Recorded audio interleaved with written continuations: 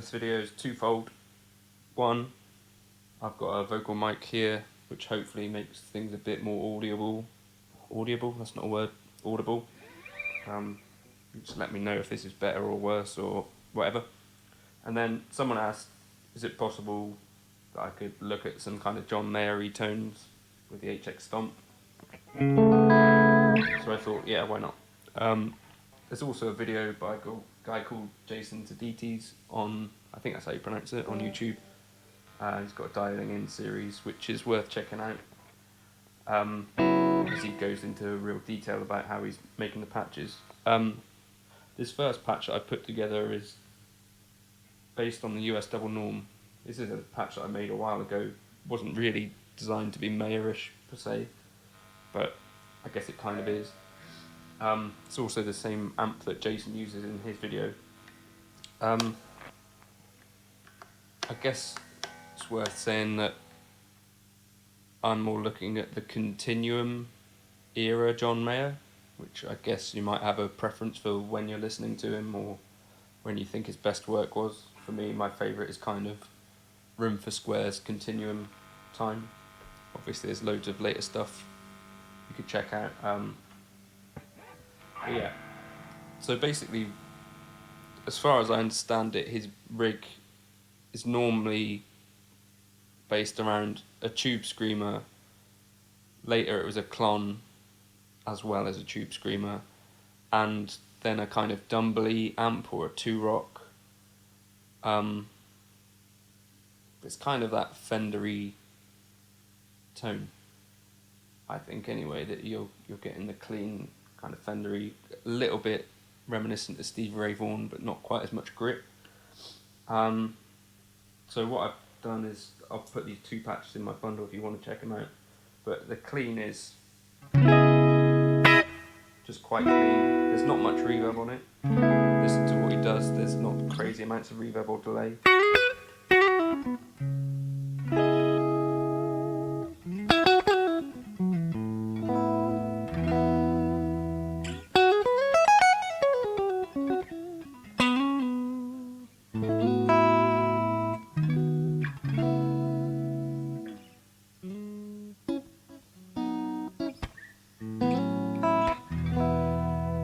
One thing you might notice about John Mayer, he's kind of one of these old school field guitarists, so making use of the pickup selector and the volume knob, and also your picking technique using thumbs and stuff is kind of all in that vein. I guess a more modern player that's kind of that similar kind of style as Chris Buck.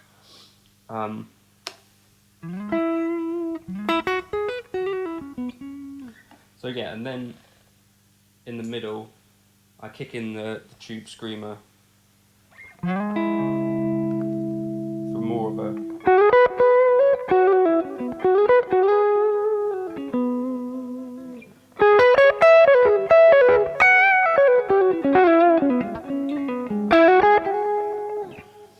and again, so with the tube screamer on, I'm pretty sure John would never kind of just knock it to the bridge, pick up and go wild. I think generally in his solos he's going to be experimenting with volume and then maybe gradually getting closer to the bridge pickup.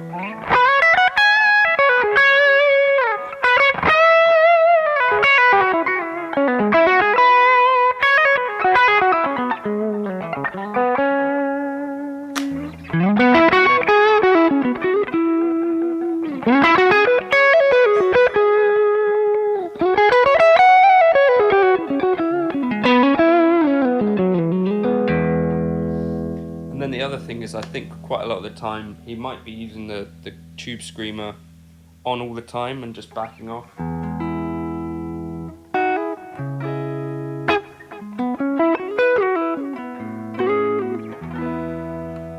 Kind of gives you that smooth,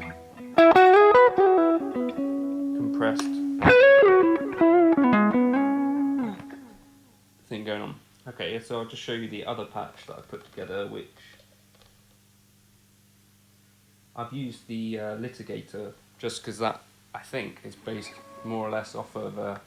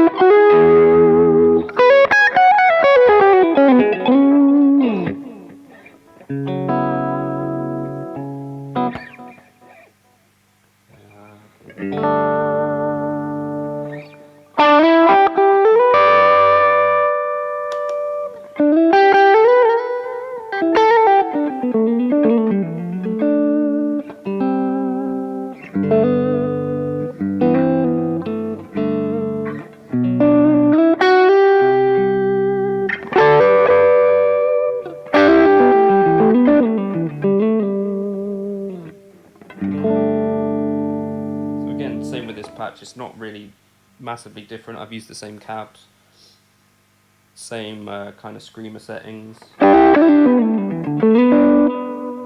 think the litigator has a bit more volume than the US double norm, the Fender Twin. I think that's because the Fender Twin basically has loads of headroom, so I've set the gain quite low on it. On the litigator, I've set the gain a bit higher. And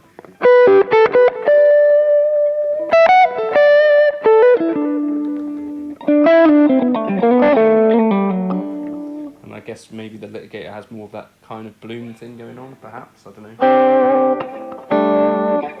Here's the clean sound.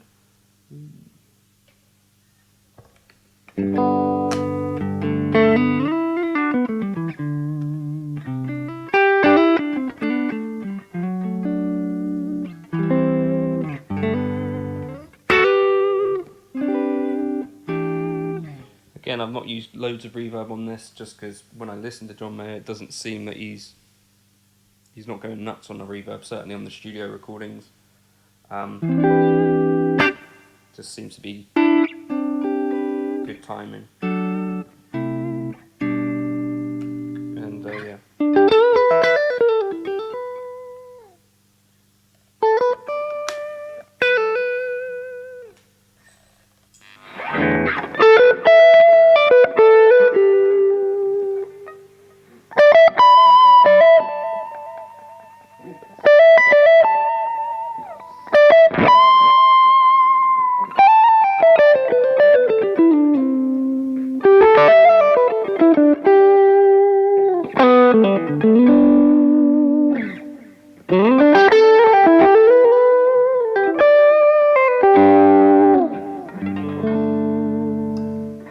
So yeah, I'm just going to drop those two patches into my bundle if you want to check them out.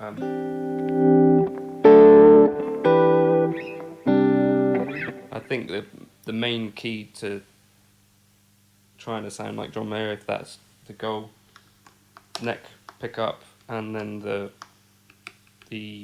middle, not middle position, but you know, the neck and middle position, and a strap. I mean, there are times when he's used other guitars, but